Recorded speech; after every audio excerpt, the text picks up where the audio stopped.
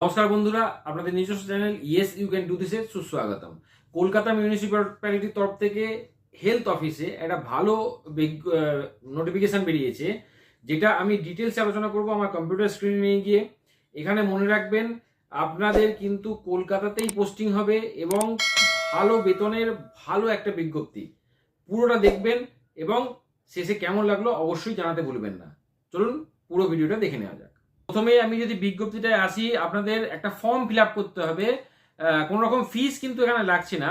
ফর্মটা দেখুন বেরিয়েছে কলকাতা মিউনিসিপ্যাল কর্পোরেশনের তরফ থেকে, office of the chief municipal health অফিসারের তরফ থেকে।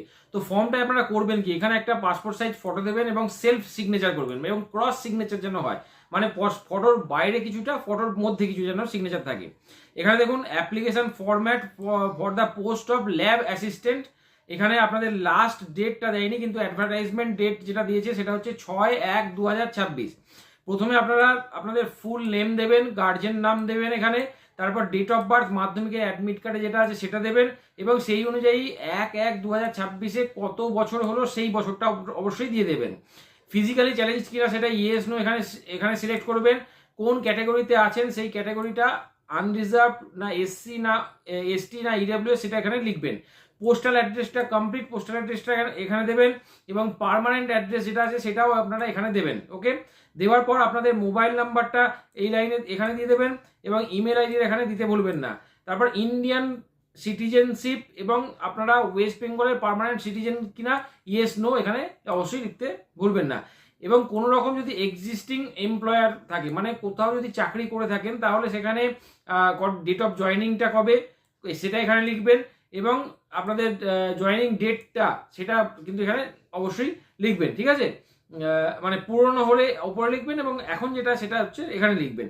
এডুকেশন অ্যান্ড কোয়ালিফিকেশন আপনার মাধ্যমিক, উচ্চ মাধ্যমিক, পুরো ফুল মার্কস কত মার্কস পেয়েছেন, পার্সেন্টেজ, সেগুলো এখানে কমপ্লিট করবেন এবং আপনাদের তারপরে প্রফেশনাল কোয়ালিফিকেশন যেটা আছে, মানে গ্র্যাজুয়েশনে যেটা আছে সেটা এখানে 3 বছরে কমপ্লিট করে দেবেন। ওকে, যদি এক্সপিরিয়েন্স থাকে এক্সপিরিয়েন্সটা কত বছরের, কোথায় কি এক্সপিরিয়েন্স সেটা এখানে লিখবেন।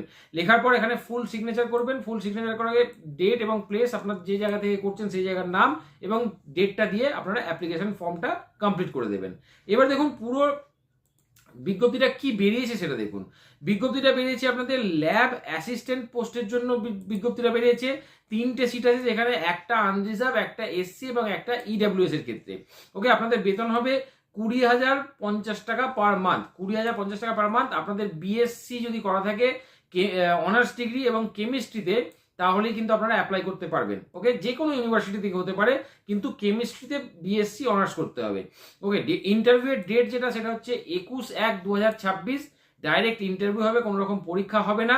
40 বছরের মধ্যে বয়স যদি হয় তবেই কিন্তু আপনারা অ্যাপ্লাই করবেন এবং 21 বছরের নিচে যেন আপনাদের বয়স না হয়। ওকে, রিপোর্টিং টাইম আপনাদের বলে দিয়েছে 11:30 থেকে 12:30, মানে দুপুর সকাল 11:30 থেকে দুপুর 12:30 পর্যন্ত কিন্তু আপনাদের ইন্টারভিউয়ের ডেটে, যেটা 21 তারিখ ডেট দিয়েছে, সেখানে রিপোর্টিং আপনাদের করতে হবে।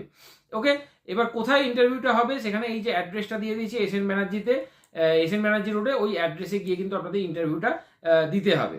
এবার এখানে একটা যেটা দেখার সেটা হচ্ছে আপনাদের ওয়েস্ট বেঙ্গলের পার্মানেন্ট রেসিডেন্ট হতে হবে, তবেই কিন্তু আপনারা এই চাকরির জন্য যোগ্য হবেন।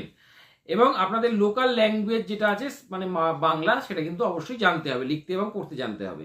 এবং আপনাদের যে অ্যাপ্লিকেশনটা থাকবে, সেই অ্যাপ্লিকেশনে কিন্তু সমস্ত রকমের যে এডুকেশনাল কোয়ালিফিকেশান সেগুলো কিন্তু তার সাথে সাবমিট করতে হবে। ওকে, এবার দেখুন ইন্টারভিউয়ের সময় আপনারা কি কি নিয়ে আসবেন এবং কি কি ফটো কপি আপনারা সাবমিট করবেন, অ্যাপ্লিকেশনটা কিভাবে সাবমিট করবেন।